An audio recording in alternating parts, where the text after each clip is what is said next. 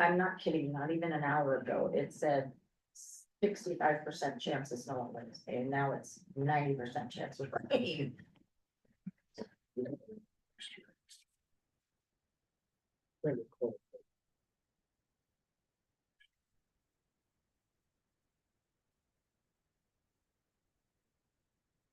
Definitely would rather have snow than ice. That's all.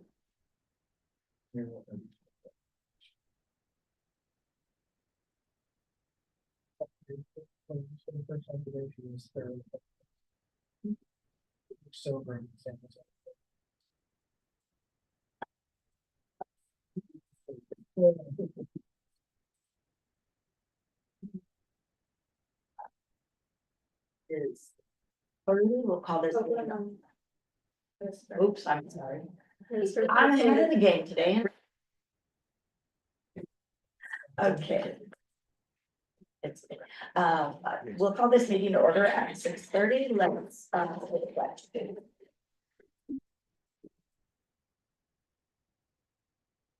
allegiance to the flag of the United States of America, and to the republic for which it stands, one nation, under God, indivisible, with liberty and justice for all.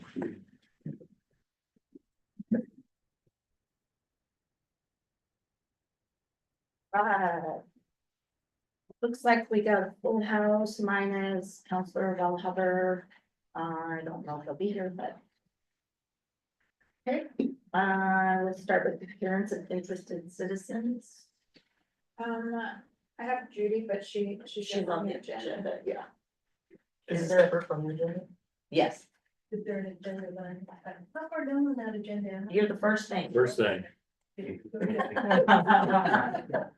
We wanted to get you in and out.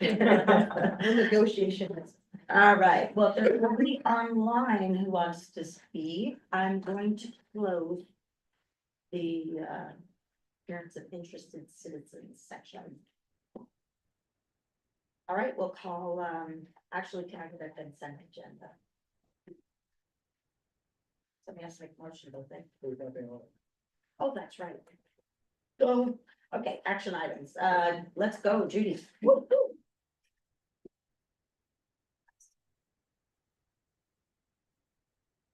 Let's talk about the Dayton Friday night at work. I don't know how last year went.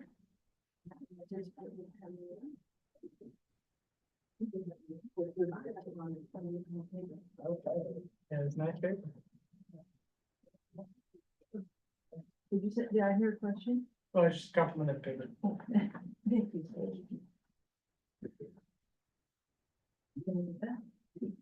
Thank you. What? Rocio, do you need a copy? Yeah. Okay. So, this is the annual report that we do every year at the end of our summer series. Can I get you to say your name and stuff? Yes, well, I mean, I just know everybody. I know. My name is Judy Gerard and I'm 305 Main Street here in Dayton. And I'm here on behalf of the Dayton Community Development Association tonight. And I'm also here with you, Kaya, who's our new board president. So back to the report that we have here. Some of you saw this at the appreciation event, so thank you for hanging in here and going through it again.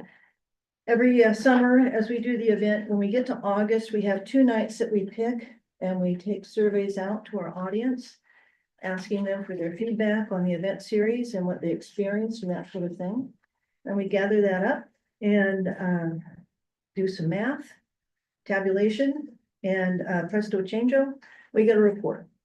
And so in terms of this year, it looked like we had about 4,700 people in park overall that came to the event. And every night we had about 479 on average. We had 158 cars all told displayed during the event, but on average every night that was about 16.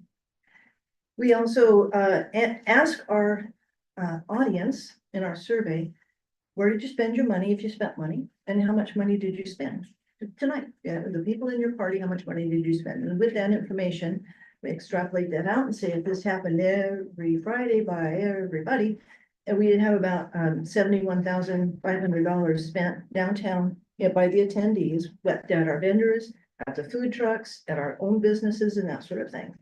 And that represents for us, in terms of the amount of money we put into the event, about $8.65 that are spent downtown for every dollar that we put in. So we had about 19 volunteers this year, all told, that worked on this throughout the summer. Every night we probably had 5 or 6, but through the whole summer, there were 19 different people that helped us. And that represents a 415 total volunteer hours, and you can sort that out online in terms of looking at also what's a volunteer hour worth and that sort of thing. And it comes up to a little over $10,000. Our vendors, we also do a survey for our vendors, which is different than the one that we do with the audience, asking them how well they did and what was their average sales and that sort of thing. The information that we got back from them is that they rated this on a scale of 1 to 5. They said it's about a 3.6 in terms of economic impact for them. And most of the nightly sales were between $1 and $50. Some of them got more than that and actually admitted that. So that was kind of nice. We take a look at where people are from, who are coming, sitting in the audience and enjoying the concerts. And you can see that when we look at the city of Dayton and people that are within 5 miles of Dayton, it's a little over half that are actually local people that are coming to enjoy downtown and the park and the music and what they can get for food and entertainment. And then the others are coming from outside of Dayton. And we do have some people that say they came from McMinnville, they came from Independence, they came from Willamina. What we ask is, are you from more than 5 miles away? But sometimes people will volunteer that if they want to write something about that. We ask our vendors where they're from. Well, there were about 17 vendors that we surveyed on that last Friday. But all told, we had about 60 vendors that had signed up to participate throughout the summer. So I looked at the residences of the bigger group of vendors, the 60 people that signed up. Half of them are from Dayton. And then we've got the rest of the county outside of McMinnville. McMinnville and the rest of the county are where the bulk of the rest of them are from. But we had a couple from Newburgh, a couple from Amity, a couple from Salem, a couple from Portland, one from Forest Grove. We had one couple that came from Willamina. So I come from all over, but mostly they're locals. That was really the intent when we started Dayton Friday Nights in 2014, to give our local artisans and vendors a place to have a pop-up and sell some of their goods. On the backside, in terms of the other questions that we ask about the age of our people that are filling out the survey. And consistently, the general audience that comes to Dayton Friday Nights, or let me say that the audience that comes to Dayton Friday Nights and is willing to do a survey are over 60. And we've got the 41 to 60-year-old crowd is getting a little bigger than they have in the last couple of years. How many times do you attend Friday nights? Evenly split this time between a couple mid, and then some of them came to all of them. What did you spend your money on? Most of it's on eating, and that can be at the food trucks that we have, or it can be at the restaurants that are around the park. And the other that's listed there in terms of what else did you spend your money on? We've got glitter tattoos happening. We've got carriage rides happening. We have other kinds of kid games that are other things. And we also have nonprofits there that might be getting donations. So people might spend their money on other things besides eating or shopping at a vendor and getting something to go away with. Of the non-food vendors, we had a different mix each week, but generally speaking, what we look at and we count is how many retail vendors do we have? We call a retail vendor somebody that's an artisan, or they've got a third-party resale of some sort, but they're in what we call vendor row. And if you've been to Dayton Friday Nights, you know, we've got most of the vendors that are stacked over there. That's what we call vendor row. And on average, we had 16 vendors that were present every night, 16 non-food vendors.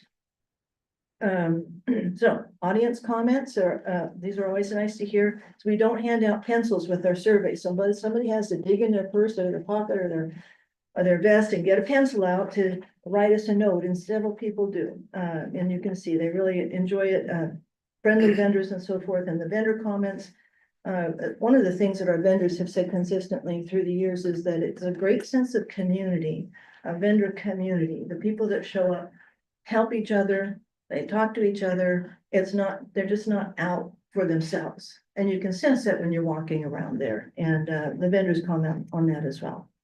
So that's what happened this year. Any questions about what happened? Okay. Yeah.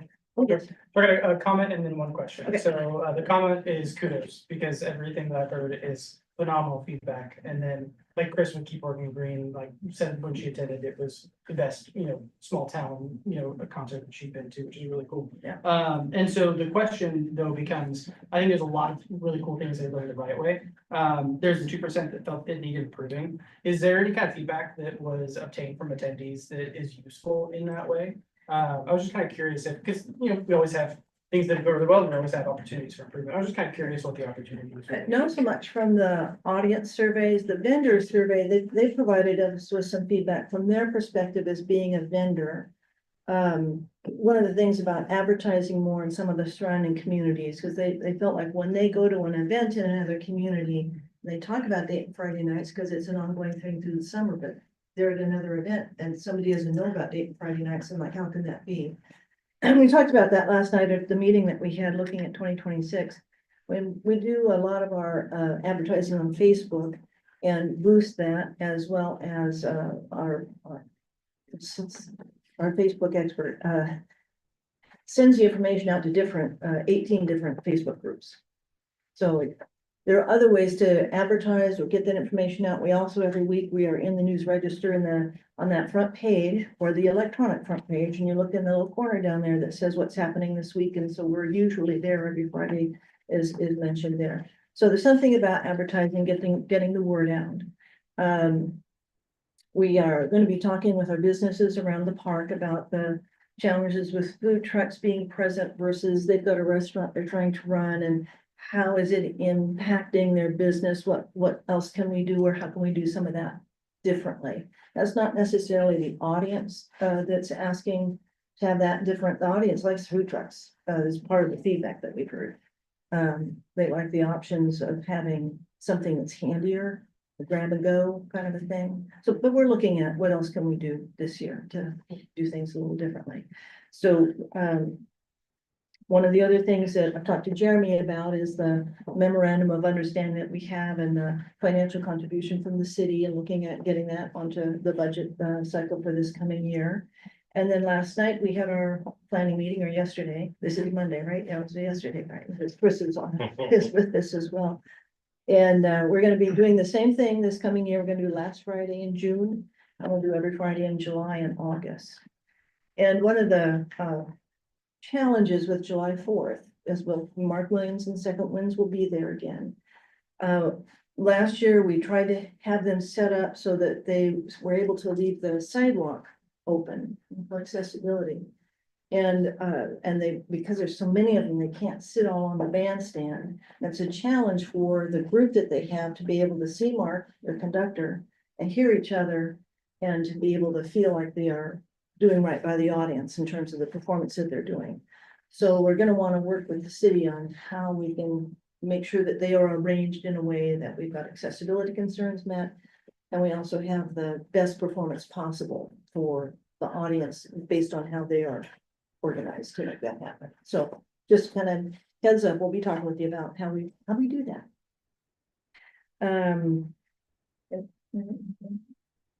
Any other questions?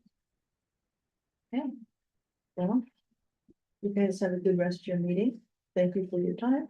We'll see you around. Thank you, Judy. Thank you, Judy.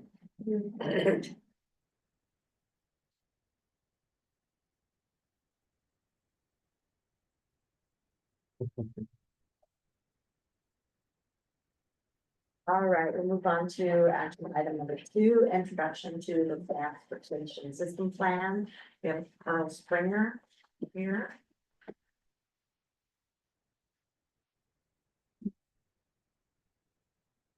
Hello, Carl Springer with DKS Associates. I am one of the people on the consultant team that's helping the city navigate this transportation system planning process. So what I've got to share with you tonight, I think you've got a little bit in your packet about this.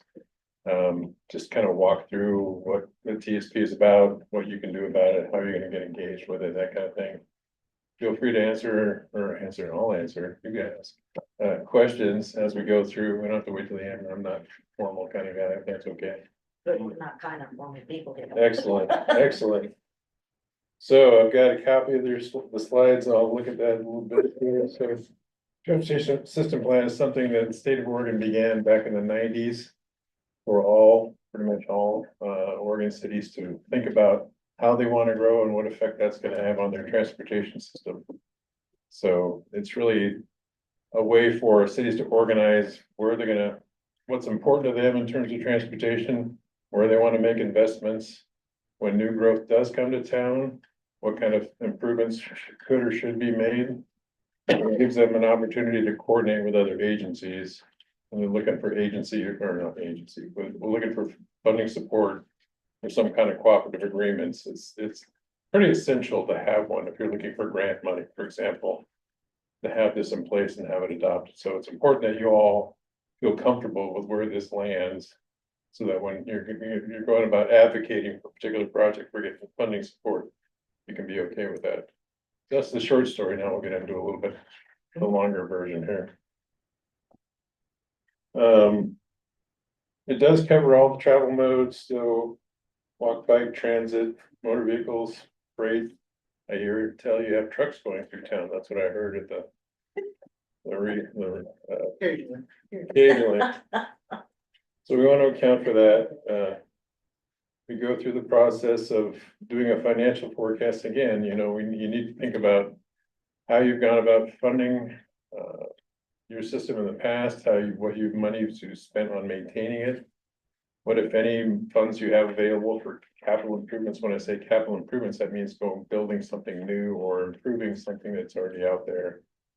Those are typical kinds of capital improvements. So that gives you kind of a baseline as a decision-making body of what kind of revenues you might expect to be available to actually do some of the things that are going to be identified in the plan.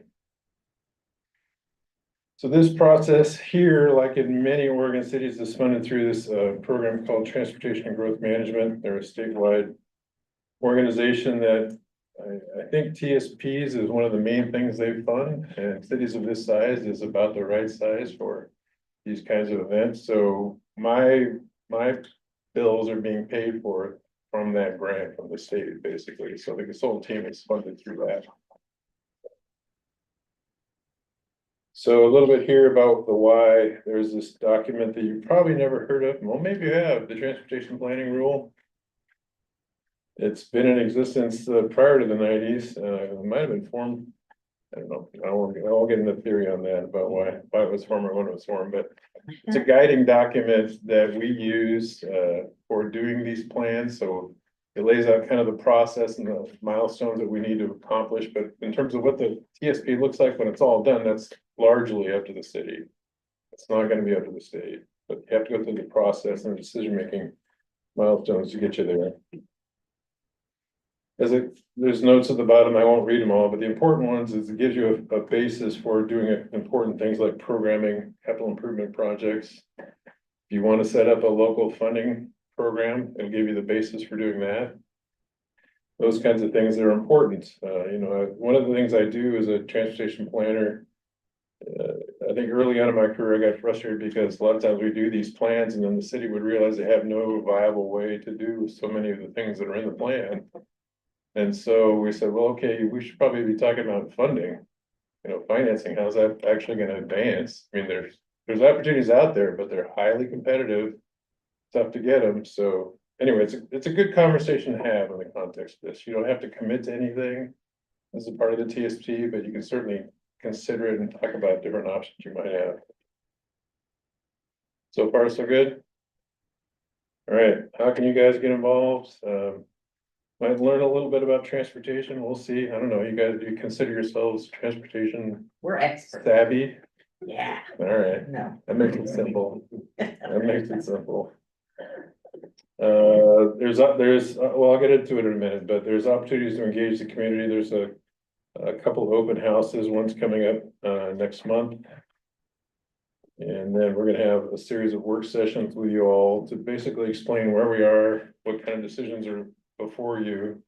So if we need to kind of pick one or the other, you're gonna give us guidance on that before we actually come here for approval.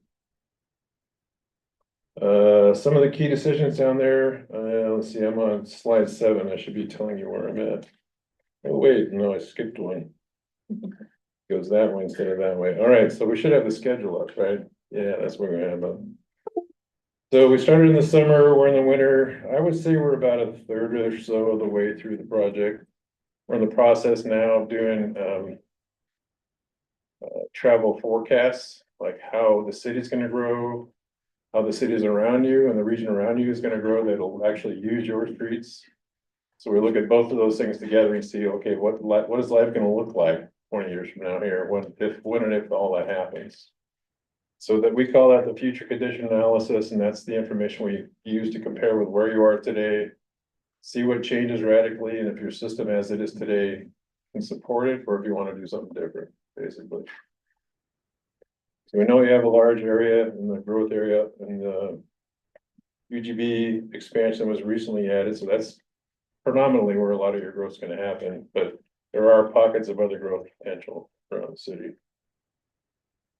So we hope and expect to have this for you again in the fall. You'll have a draft transportation system plan document. They'll list all the work that we did. It'll include a list of all the projects, how much they cost, where we expect the money to come from. Those kinds of things will be included in that plan as well. So let me pause there. I've got only a couple slides left. Any questions? Any questions so far? We're good? All right, key decision points. Question, Yes, what's the format for your open house? format. I mean. Lecture one. Oh, I don't like lectures, no. I teach a class at George Fox, so I do like those lectures. But, well, I don't know about my students, but I like the lectures. Anyway, normally what we do is we, bring the information out, put it up on poster boards and something like that, and break it up into small groups, because really what we want is a conversation with the folks there.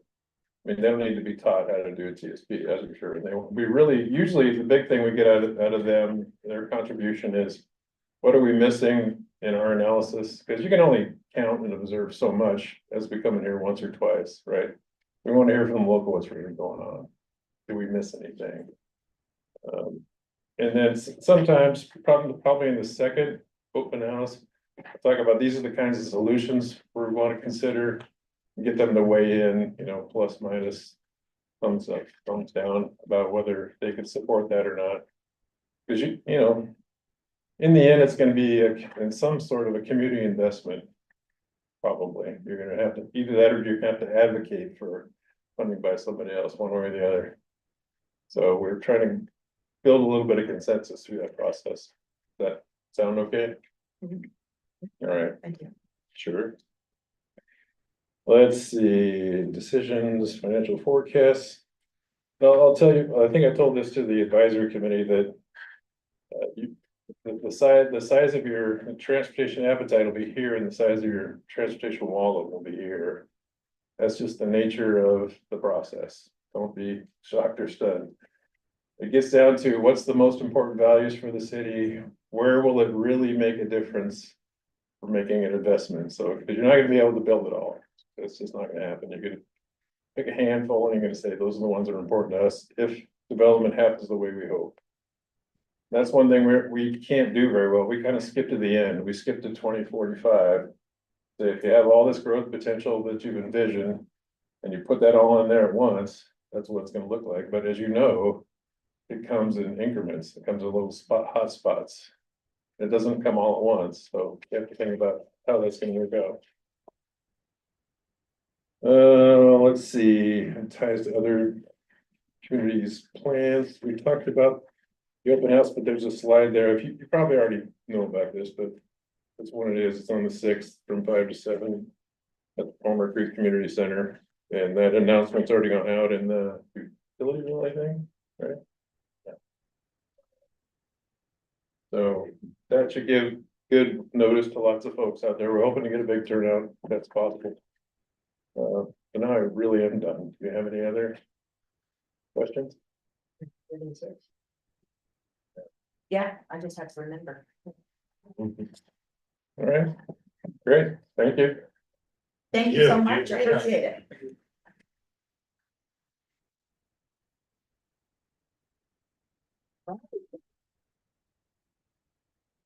We will move on to item 3. This will be the first reading of ordinance 665, text amendment to DLUCC chapter 7 to implement statute changes of HB 3395 and SB 1537. Mr. Curtis. So we do have to finish the hearing. Pass the motion to actually advance. So you need to reopen. Don't forget about that. I think. We don't have to do it tonight, I think I right? just left it open. Okay. I kind of saw. And so, yeah, this first came before you in December, input was generally positive, the major issue that needed to be addressed was comments that came from Councilor McGuire, regarding the limited land use procedures that the city followed. Want to create a mechanism, and I call, thank you. Right. Want to create a Thank you. mechanism for, city council or planning commission in this case to basically do a quality control check of the final decision. So that language is added into, beginning on page 56 and going to 57, basically establishes city council or planning commission as an interested party that has standing to appeal. It requires decisions to be posted to the city website for 15 days for the whole appeal period, so you all would have to have the initiative and the awareness to check the website and pull up the staff report, and you can go through it in as much detail as possible. And that's differs from the way comments are usually received from the public, because they're usually commenting on the application and not the fully passed staff report. But that's the level, I think that's the level of detail that Councilor McGuire wanted. And then you have the 15-day appeal period to basically initiate an appeal, have that sent to planning commission for review to respond to any issues that anyone brings up, and have the opportunity to respond to them or correct them with the final version. So just that added step. So it uses the appeal process to achieve that goal. But again, it's more of a review and a check than an actual appeal, but that's usually what happens. Yes. Any questions on that? Thanks for the work, I appreciate it. So those are the substantive changes, all the other little things we responded to a couple months ago. So the sample motion is in the same On place, page 23. in the same place in the staff report, and that would advance the ordinance to first reading. Advance the proposal to first reading, the ordinance.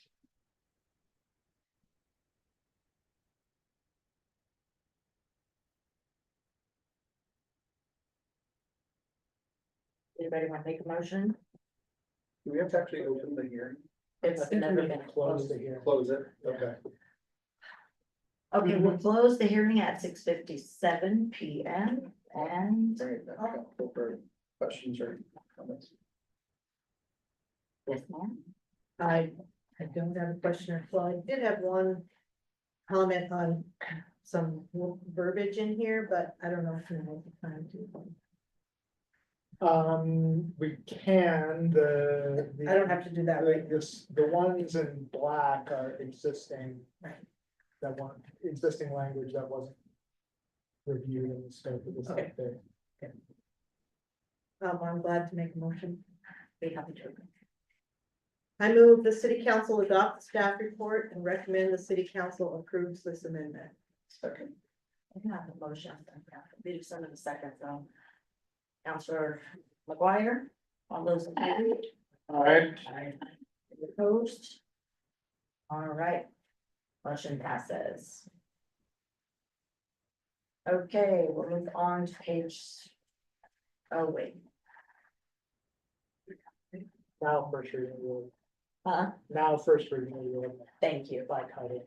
Yes, so we can, that's why I said, oh, wait a minute. So if someone willing to read. Yeah, go for it. First reading of ordinance number 665, City of Dayton, an ordinance amending sections 7.1.2, 7.2.1, 7.2.3, 7.2.4, 7.3.1, 7.3.2 of Title VII, Dayton Land Use and Development Code of the Dayton Municipal Code. First read. A second. Or, I move to approve the first reading. I have a motion for the first reading and by Councilor Mackin, I cannot speak tonight, and a second from Councilor Tycro. Any? Nope, okay, all those in favor? Aye. Nobody opposed, so we got that first one out. Thank you, Kurt. Thank you all. Okay, we're gonna move on to page 63. And our packets is approval of resolution 24/25-11, approving the Parks and Recreation Master Plan and Contract. I'll entertain a motion. Madam Mayor. Yes, sir. I move that the city of Dayton enter into contract with Conservation Technics to update and create a new Parks and Recreation Master Plan. I'll second. Okay, I have a motion from Counselor Hildebrandt. I don't know why I'm having such trouble with the names tonight. No, and a second from Counselor Mackin. All those in favor? Aye. Any opposed? Motion passes. All right, we'll move on to item number 5, review Oregon Government Ethics Commission response to city councilor questions. That'll be found on page 102.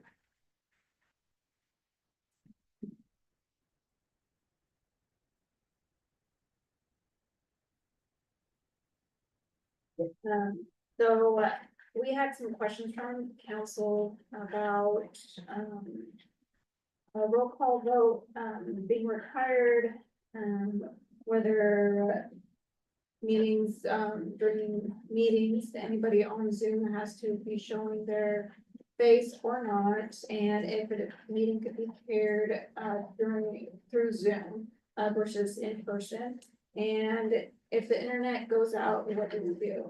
So I reached out to the Oregon Government's Ethics Commission for some advice. They got back to me. You can see the email attached with the response. So basically the answer to question number 1, is a roll call, vote, required. It is, not required. It depends on council rules as well. As long as, the minutes reflect each counselor's vote, then you're covered. If your minutes or you do not have minutes, then in that case, you're required to have a roll call vote if you're only having audio. It can be called by a counselor according to the council rules. So it's not necessary, but if a counselor asks for it, then we will do that. And then for question number 2, it's not specified if it's required for counselors to have their face on Zoom or not. The advice kind of alluded to if they're telephonic, they're not showing their face either. Our council rules don't say anything about that either, so it's the same thing, telephonic is allowed. So if we wanted to put that into the council rules that they need to have their camera on, now, is that something that's allowable? Yes. Good deal, I want that. And then, so that would, next year when we review our council rules, that would be the time. Perfect. And then, question number 3, if our internet goes out, should we pause our meeting? The answer was basically yes. So we have to pause our meeting if our internet goes out. And if we can't restore the internet, then we have to reschedule the meeting. to another time.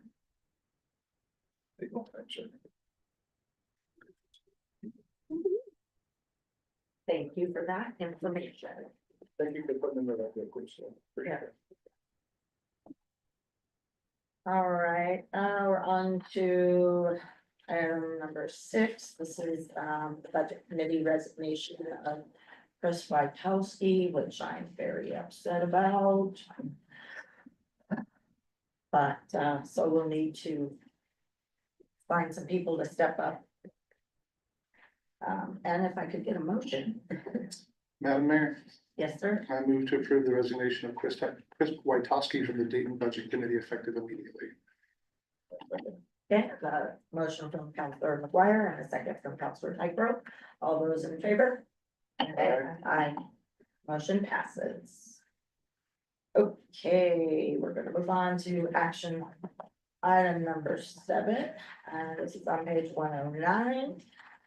And this is the reappointments to the Historic Preservation Committee. So we have Kelly Haverkate, Dave Hargett, and Wayne Herring. Oh, and Judy Gerard, does she need to be reappointed too with this group? Her term hasn't expired. Okay, good deal. Well, I'll entertain a motion. Yes, sir. I move to approve the reappointment of Kelly Haverkate, Dave Hargett and Wayne Herring to the Dayton Historic Preservation Committee, each with a 4-year term that expires December 31st.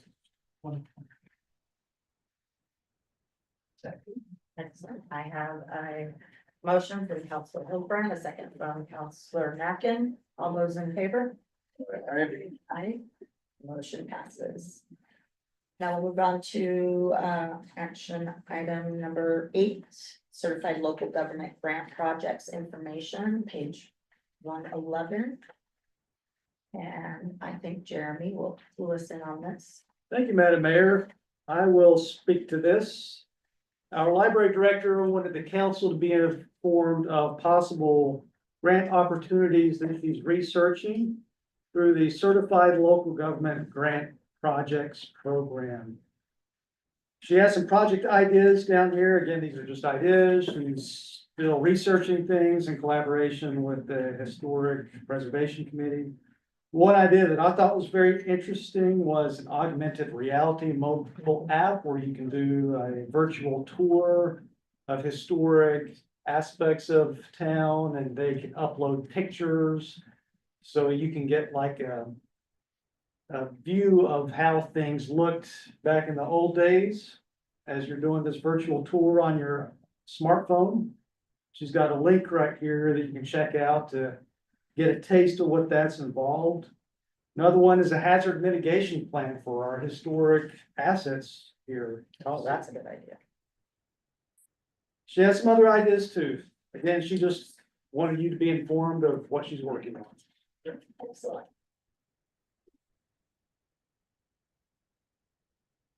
Right, and it looks like there is a budget calendar in there. Everybody tear those out. Put them on your wall. That'd be hard to do.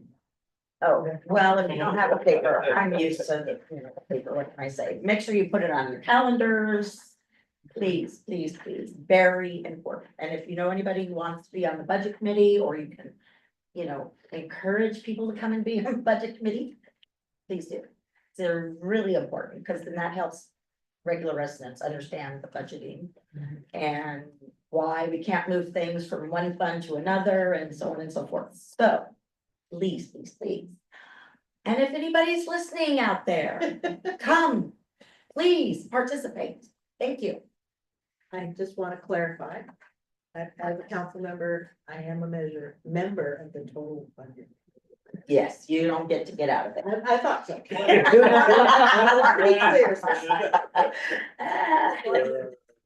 that on the record. Oh, boy. All right, we're gonna go down to city council comments and concerns. I will start with Councilor Peterson.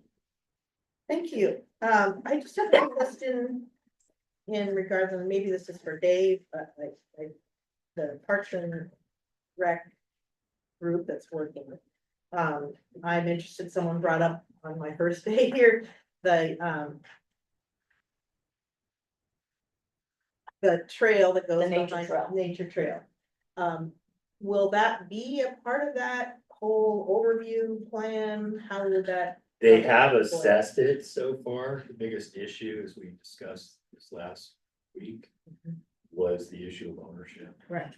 Because of the fact that part of that trail is owned by the school Cool. district. Right. But they did take a look at it, got to a point where they're at the entry point of it to look into it. I know that one of our city staff members has navigated it to a degree. He couldn't do the whole thing, but he was able to cut his way through some of that. I think it was Council Wildcover that addressed the history of that trail and its upkeep and the way in which it was done. So I think that it certainly will be looked at as part of that. Okay. Thank you. All right. Councilor McGuire. The only thing I have is just to say thanks to city staff for all the hard work with the DCEA and doing the Friday Night Lights last year. I know it was a very challenging year. Dealing with the project and also the DCEA itself as it continues to evolve. So I just wanted to say thanks to you guys for your hard work and your patience. I got a couple small things, just, and they might be part of the update, but I would just want to check in. So with the tree that fell in the park, the one that it hit and then partially broke, and then also there's a pine that looks like it's dead in the park. Do we have plans to address both of those at this point in time? I'll let the public works supervisor, he can speak a little bit more detail, but we have some quotes from our tree servicing company to clean some things up and address some trees that need to be they need to be cut down because they're in bad shape. Those are on my desk. We need to evaluate our plan on how to pay for that and inform the public of what's going on, but that is on our radar. Don, do you have anything like that? No, it's a pretty substantial amount. Yeah. Because there is quite a bit of work. Basically the quote, I believe, was for 16 hours, and that's basically just to address damage and potential hazards. Yeah. So that really doesn't even go too far into what could be coming. So, but yeah, it is on our radar. We did get some quotes, potentially. We're probably gonna be trying to get some more quotes just to see if there's anything a little more reasonable to try and make it, more bang for our buck, but. Okay. Yeah, it is definitely something that we have been working on. Thank you, appreciate that. In that vein, the electric vehicle charging station that was hit, do you have an update on repairs for that? At this point? Yeah, they're sourcing it from Platt, the actual pedestal should be here anytime now.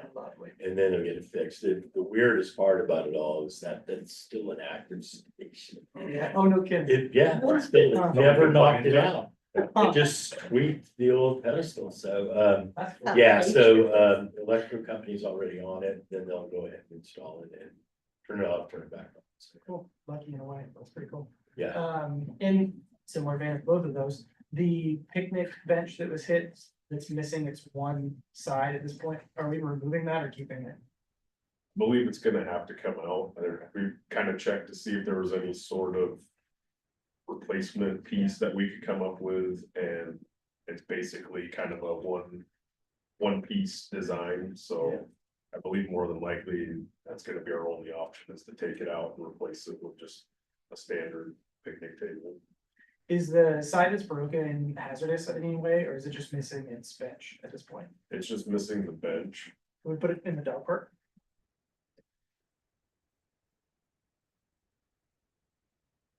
Well, There's a thought. We might be able to figure out a way to get that, if we could take like a saw and cut that side flat and put it up against the fence, possibly. Yeah, could be, rather than throwing it away, could be a good reuse Yeah. option. And then, I did have a question on the pipe as well that we are needing to install as part of the renovation, but that's probably part of It's your part of this report. report. Lovely, cool. That's all I got. All right, Councilor Jackson. I just had a couple comments, just quick updates on the events committee and the DCDA meeting that I attended recently. The events committee, we brought on 3 new members. We had the school superintendent and the principal there. Very excited, that we reached out to them and they absolutely want to be involved. So the communication has started. Was that Robin or Rich? It was, the principal was Robin that showed up. Yeah. And we talked about the trend. So I do have a picture of that too, if you wanted to copy of it or anything. Just so you can see where it's at. The dates, there was one date on one of the events, for Cinco de Mayo. That was kind of up in the air, so we agreed to kind of do some reach out and kind of ask the question. Because Cinco de Mayo this year is on Monday. So 4 or 5 is what. Right, so we're thinking on the 4th. And I started getting some feedback earlier today, and we kind of agreed with that group that the 4th would be a lot better for multiple reasons. And then the DCDA committee meeting that I was at recently was talking about music, and for Friday nights, getting that list set up. What I saw was a list that was used over and over and over. And they tend to go back to the same ones. So with being tied to both the events committee and the DCDA, we have access to Miley, who has access to other music venues. So I met with her this morning, and she gave me a list of several, one local one, the name Rustic Valley, I heard that one, and a couple others that I felt personally, that one was local, a little bit younger generation, because what I was seeing in some of the reports, some of the comments, is we got a lot of older generation people, which is fantastic, but we'd like to bring in the rest of the community. I mean, as a whole. So, a couple different avenues, and music being one of them. So we're starting that process. You want some more names of local groups? Of course. Yeah, Okay. if we've got time afterwards. And Performing Arts of Dayton, I actually have. Quite a list. Fantastic. Excellent. That's all I got. All right, Councilor Megan. I'm not even sure where to start. Go ahead, Mayor. I'm gonna pass it tonight. Okay, well, let me update you on the whole idea of a resolution in support of our Hispanic community. After Jeremy spoke with a gentleman who is Hispanic himself, and also sheriff, was it? Police chief. Police chief, excuse me. He sort of indicated that it might be a better scenario, instead of bringing attention to everybody, to reach out in non-formal manners instead, so that we don't bring everybody who may not have their papers into one place for a full sweep to pick them up.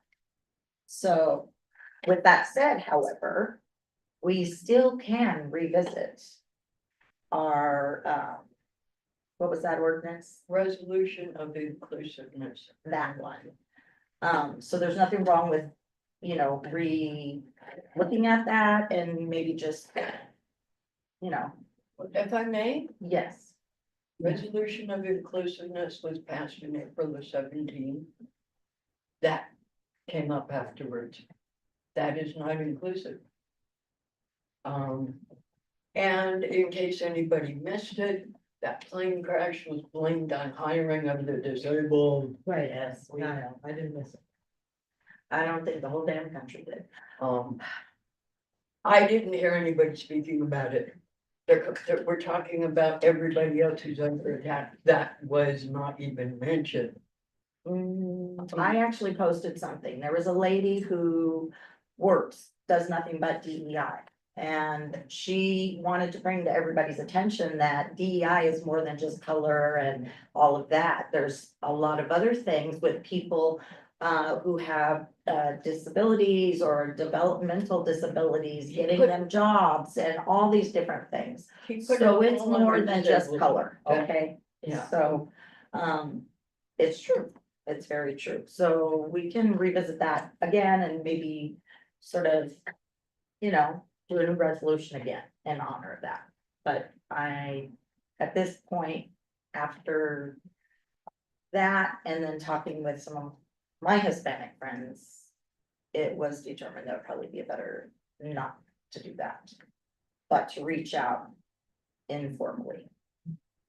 And to find somebody who's a good connection to the Hispanic community that can maybe let them know the city supports them and different things like that. So there's different things we're considering. Everybody's under attack. Anybody who's different. Everybody is under attack, and united we must stand. Okay, and let's see, what else? I think that's all I got, other than Dawn, would you please, would you be willing to call PGE and tell them on the corner of Lori Lane and Church, the light is out? I keep meaning to do it myself, but I work 8 to 5. And that is not the thing I think of in the middle of the day to call about. I'm so sorry. That's just the street light. Yeah, it's on the corner. And then Garcia's. Somewhere I remember. We would get, maybe in something that you had written, Jeremy, we were gonna get. An update on water, we're still, Oh, that's still coming. on the That's coming with whole. his manager's report. Yep. Okay, now we're gonna move on to those reports and we're gonna start with Dave and he'll update us. Okay, but short and sweet tonight, but first of all, Palmer Creek Community Center. The hardwood floor has now been installed. I really, if any of you want to ever go on over there and see it, if it's not open, let me know. I'd be happy to open it up for you and show you because it really looks nice. I mean, we used recycled wood from the Archdiocese of Portland, came from St. Mary's Cathedral, and it's maple, so it is hard as rock. Oh, And it was that's harvested well over 100 years ago, so our planks are longer, our look is longer. It's not just cheap, new wood that comes in and is great. Excellent. So it's really neat. And we also took out the side areas, okay, the risers. So now the whole thing is open and it makes it so much better, especially because I remember at Halloween, you know, we're doing the kids laser tag up there with those risers. I'm like, somebody's gonna get killed up there. So it's a good thing. It looks it and it makes it much larger. Tomorrow, the bandstand remodel starts, so there'll be fencing around it and starting the demo tomorrow. So look for that to happen in the park. Denny reached out to me and he had saw that the Small Cities Allotment Grant is open again for application. Now, we did not get it. It was the $250,000 grant we didn't get for resurfacing streets this last time, but here's the thing, they've changed the schedule for the grant. And in doing that, anyone that got it this last time cannot apply.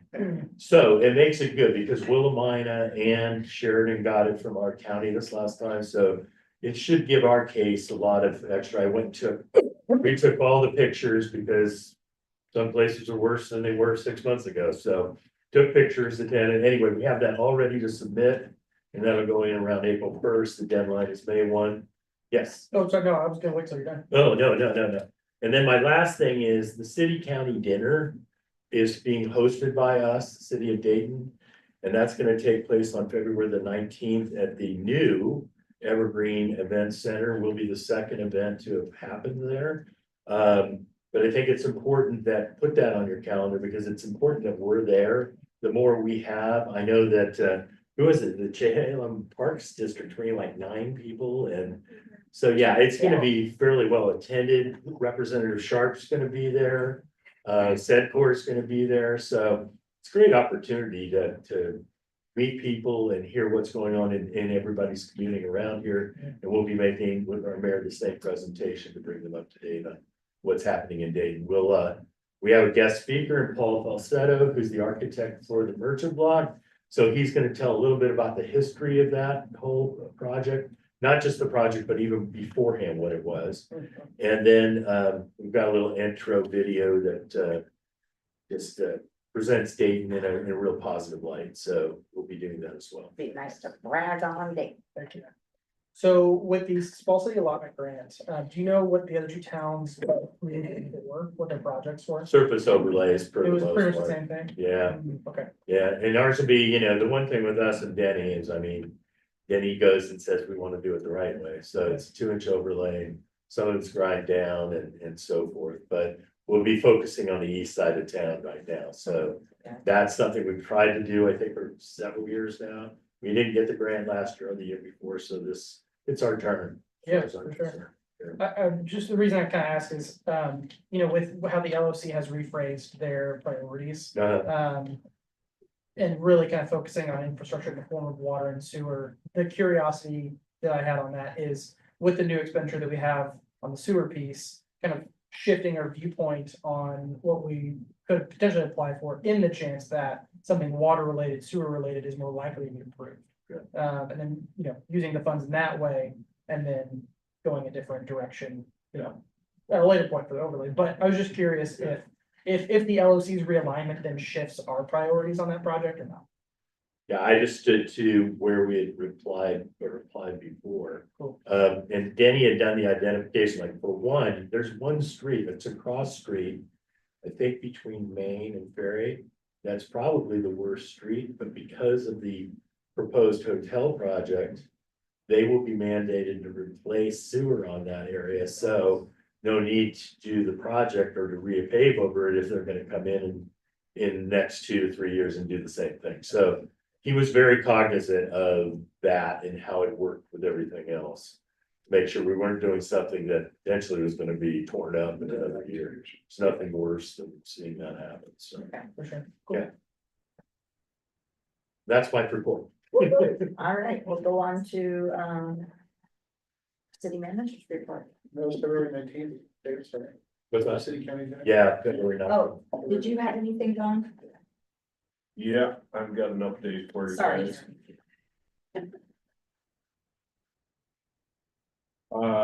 So we went ahead. I touched kind of on it in my email that Jeremy sent out to all you guys. So 500 Palmer Lane is the resident that was on the old main line that was supposed to be decommissioned many, many years ago. I think 15, I believe, is what Denny had told us.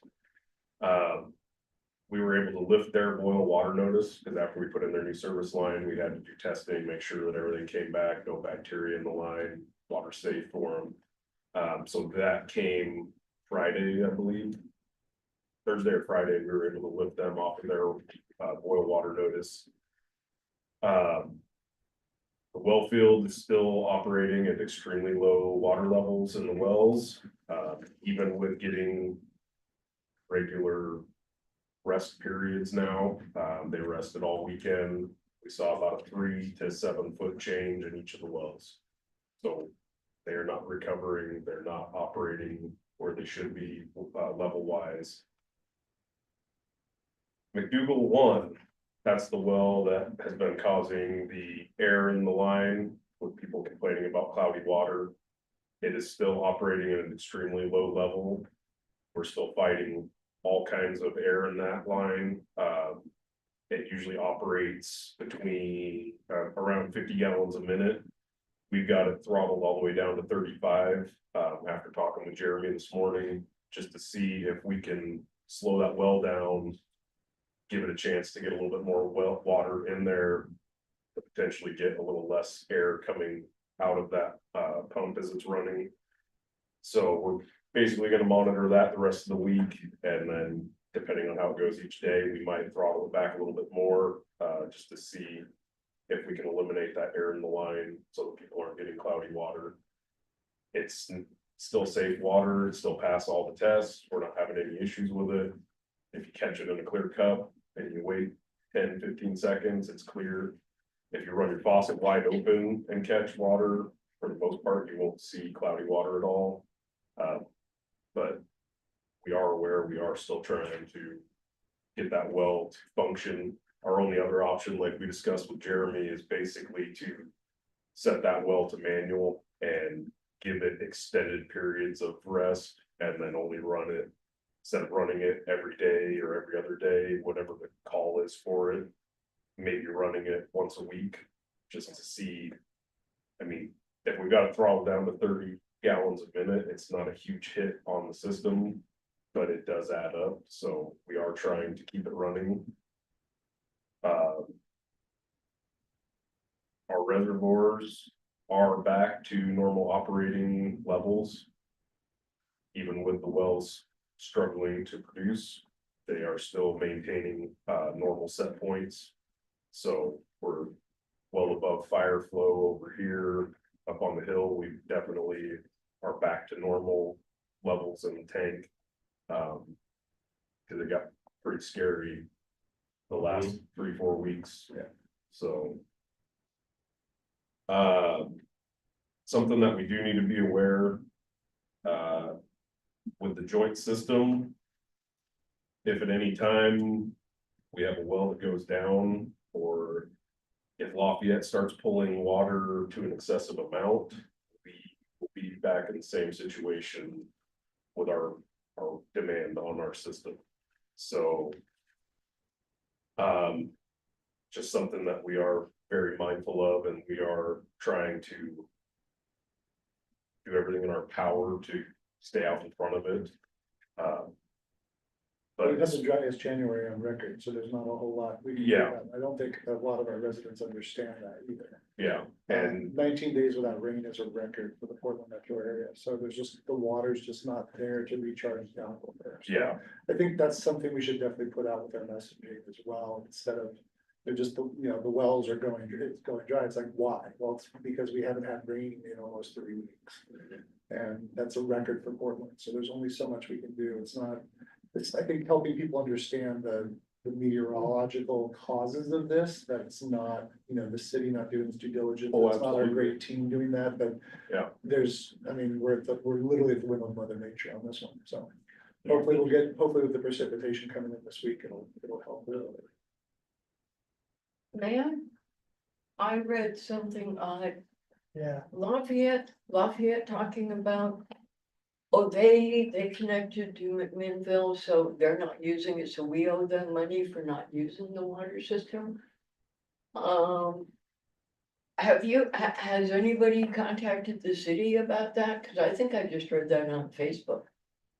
We should get some money back, cause we're not drawing water. Be aware, they might be looking at something like that. Well, they were asked to not draw water, and that's where the issue comes in, is that we had to tell them please don't use our water joint system. That Right happened for now- 3, no, this happened back in the summer, late summer. that's at the beginning of when we noticed we were having Oh, okay, issues well, with the no, aquifer. oh, okay, no, see, I didn't know that. Yeah. I thought, because I was kind of surprised when they decided to just connect up with McMinnville. I never heard why they did that, but that was a few years ago, wasn't it? Yeah, That was 5 years yeah, ago. 5 years Yeah, ago. okay. I thought this was connected back to that, but this is more recent where we told, please don't use it. Yeah, it started like, I think in August, went through October. Oh, okay. See, I don't know that the council heard any part of that, so that is, okay, that explains it. Couple questions. So the leak that was off of Palmer, do we have an idea as to how much we were leaking from that location? We have a ballpark estimate, Yeah. we're figuring somewhere between 100 and 200 gallons a minute, Okay. A so, minute. yeah, that was very excessive Every time we patched a hole on that service line, it was blowing out on the service line and on the main line. So Now it's fully bypassed though, right? it's completely shut off, the valve's been closed. And we're pretty much right back to normal flows and normal demands. That kind of segues into the second question that I had. So McDougal one, if that's only producing at 35 gallons a minute. And we just recovered 150 gallons to 200 ballpark, a minute. Is there a reason that we wouldn't shut off McDougal one for an extended period of time so that it can recover and recharge?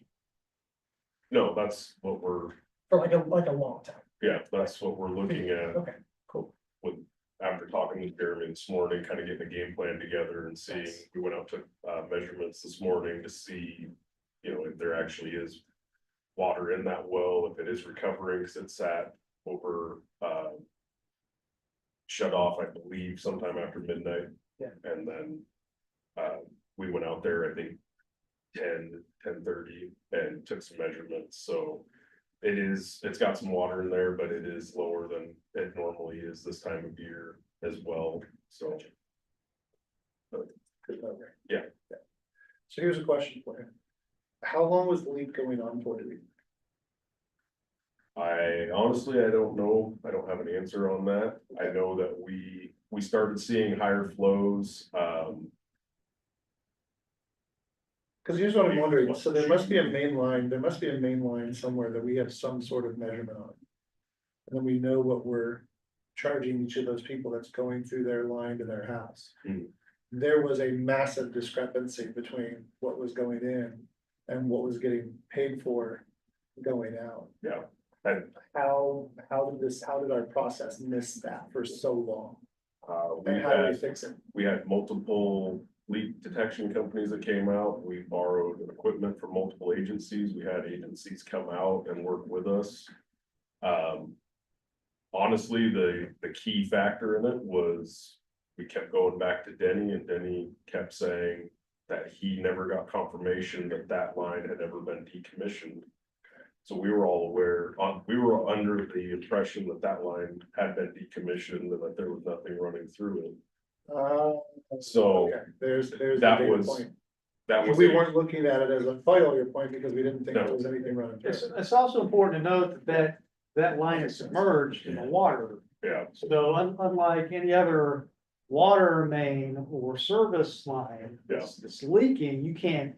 Can't tell if You it's in can't the water. no evidence of it. Yeah, well, we won't see it again. Hopefully we'll see it in June or July around that Yeah. time. Cause it would be visually a good thing to just see what happened there, cause Yeah. over time too, that could have, some pressure releases, that whatever the leak was could have gotten larger, larger, which I can't see. it. No, the assumption that there was nothing going through there, that's Yeah. the data point that was missing in the equation. Okay, that makes sense, because otherwise it was like, we know we have inflow and we have outflow. Yeah, alright, cool. Well, at least we found it. Yeah. And lastly. Kind of more of just a personal thing, just so everybody's aware. My staff has been dragged through the mud trying to find the issue with this water by the community. So I just want to throw this out so that everybody's aware. The entire month of January, when we really came to Jeremy, we have a massive problem. We have to find this. We need to figure it out. From that point on, we literally went on 2-hour rotations around the clock, myself and 2 senior employees. Watching the system, making sure things ran overnight, switching the system back and forth.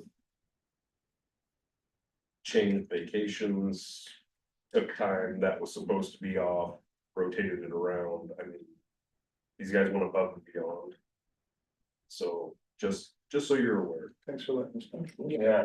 And please thank them for it. And yourself as well. That's all. All right, anybody else have any more questions for? Don? Okay, we'll move on to the city manager's report. Thank you, Madam Mayor, members of City Council, good evening, everybody. This is to provide some updates since our January 6th regular meeting. My priority for February is to get the budget process off and running For me, that means developing the budget forms, creating a process, projecting our year-end expenses and revenues, starting to project next budget year's expenditures and revenues. This is going to require a lot of time on my part, so that's going to limit my ability to work on other projects during the month. However, I also am going to prioritize our continued work to address our long-term drinking water needs. That means continuing discussions with the city of Lafayette. It also means evaluating federal and state grant funding. I'm also going to lead the team through our intended closeout for some of our major capital improvements projects, our Highway 221 pump station, our bridge project. So that's going to be another priority this month. Public Works Supervisor gave a great update on our water issues. I want to commend you, Don, and your team for all the hard work you've done this month. I can jump in there real quick. One last thing also, all of that, the around the clock stuff, none of that was built.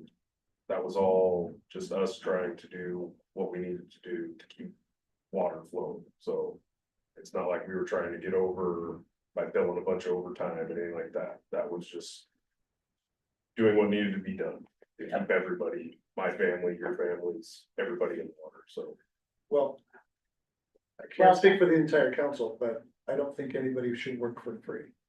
So I have confidence in the city manager that he'll make sure that, you know, there can be some, you know, potentially some comp time in there or something to give you guys some of that time back, because as much as we do appreciate it, you know, you're still our, well, you're his employee. Yeah. Nobody around here is expected to work for free, no, I know, but but that's something Their that had to be community done. members. Yeah, no, It had I to be done and appreciate- it I had to be done for everybody, including ourselves. So Thank you, Don. yeah, thanks. absolutely, thank you. In light of this update and the fact that our reservoirs are at their typical levels, I intend to lift the water curtailment. Starting tomorrow, staff will publicize that to the community.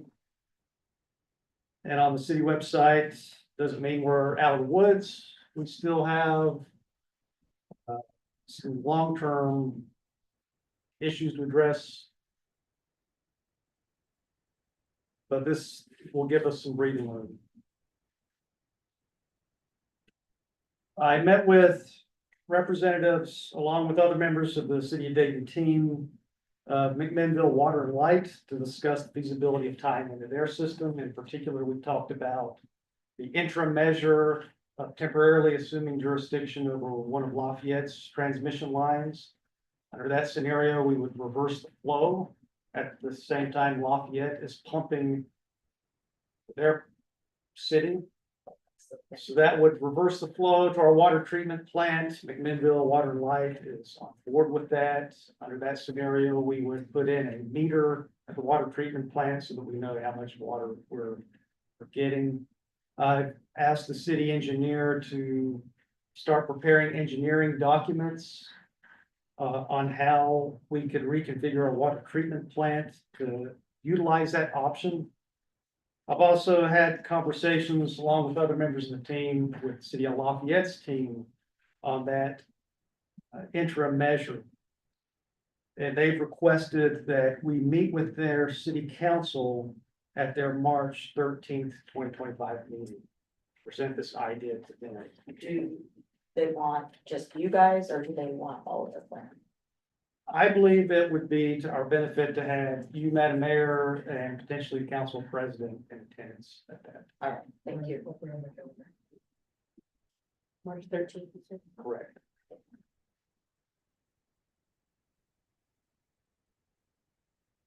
Again, with the Public Works efforts to identify and repair this major leak, that's given us some breathing room.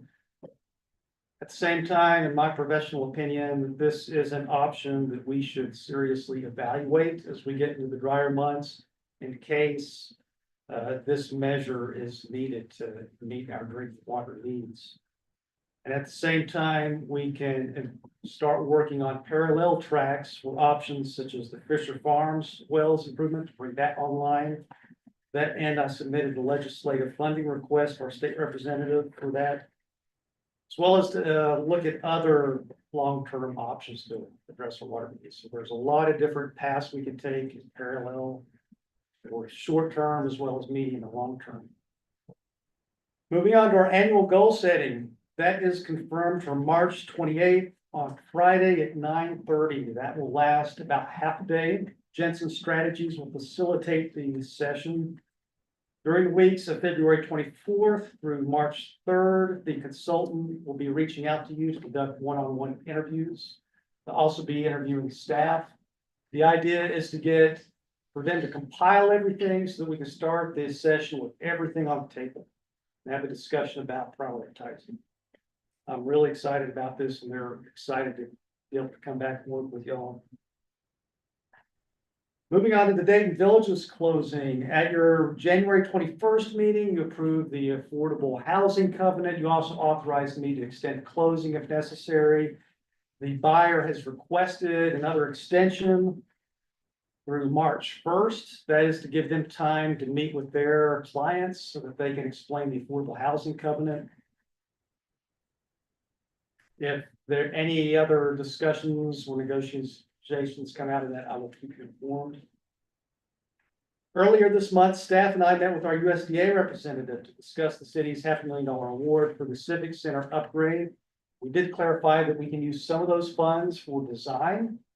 However, the design must lead directly to construction. In other words, you can't do design and then stop. We have to be prepared to go all the way through. So that's something we should talk about at our planning retreat.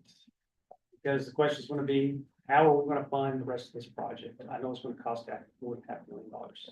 Do we have a sunset to that Monday? No, Okay, cool. it's pretty open-ended. That's great. I met with Recology, our solid waste hauler and franchisee. They're raising rates again. Yes, they're going to raise rates and they're going to come talk to y'all about that. Yeah.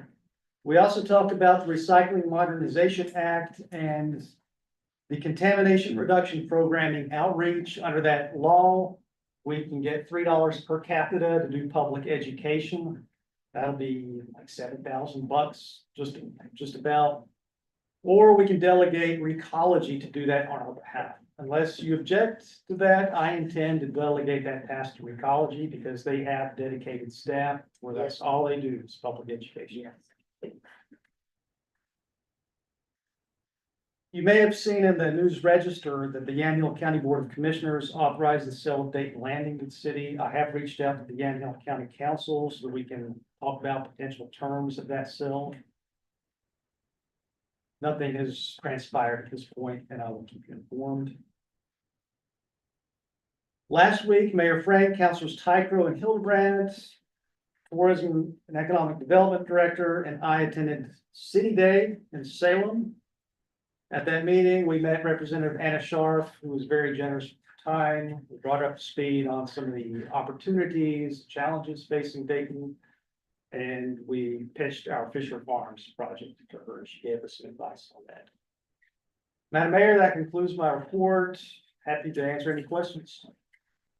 Can you put some guardrails around what the Yamhill County Commissioners have already made public without consulting us at all with regard to the sale of Dayton Landing? All I'm aware of is the News Register article and some minutes from the Parks and Recreation Committee with Yamhill County. That's all I know at this point. Okay. No mention of a price tag or anything else, because we've had discussions about this in council previously.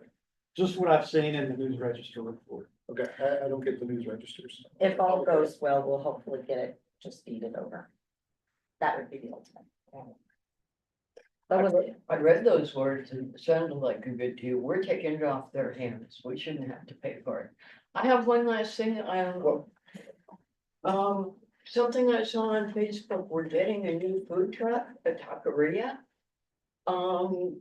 It's been advertised as being parked behind a Alacrity salon. So,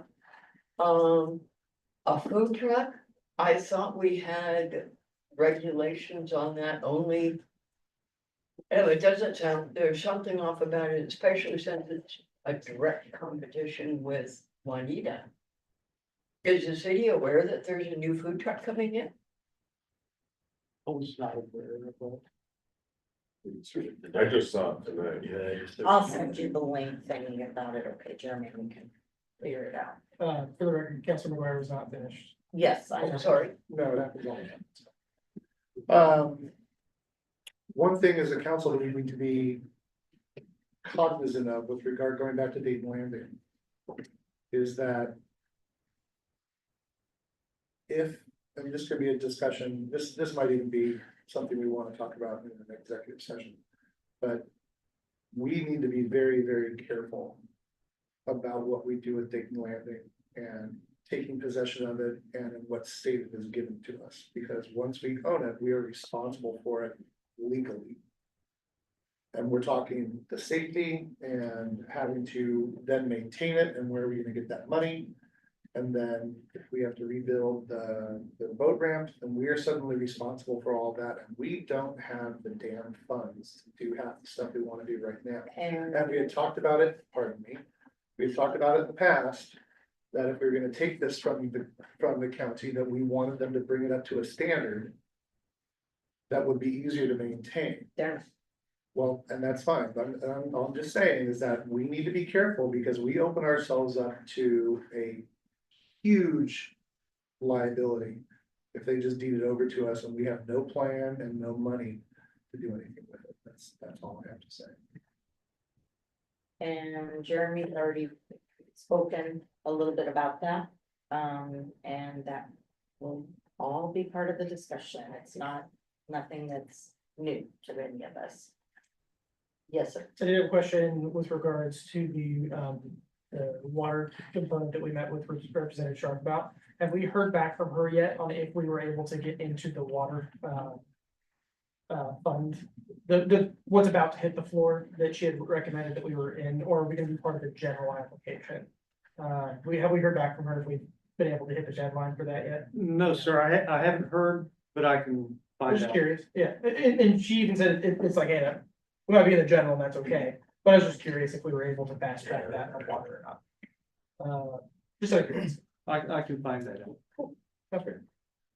One last thing, Jeremy, were you able to talk to Congresswoman Smith's office about that the federal regional water district they've been discussing for the McMinnville area that you and I emailed each other back and forth about? No, sir, I haven't. I did reach out. By happenstance, met one of her field reps last week. I emailed him today to ask for a phone call, and I'll bring that up. Okay. Because I know Mayor Drapkin, that was like, she and Congresswoman Salinas' office have been like putting legs together on Okay. that before the election. About, the need for something, a little bit bigger with a little bit more funding, that could help Lafayette and McMinnville and Dayton and kind of secure based on what's ongoing and maybe get some federal funds coming in on that. And when I went down to her meet and greet in Salem a few weeks ago, she and Mayor Drapkin and I talked about that, and that's why I passed it on to you, so. Great, thank you. Okay. I'll follow up on that. Perfect. All right, does anybody else have anything for the good of the order? Motion to adjourn. All right, we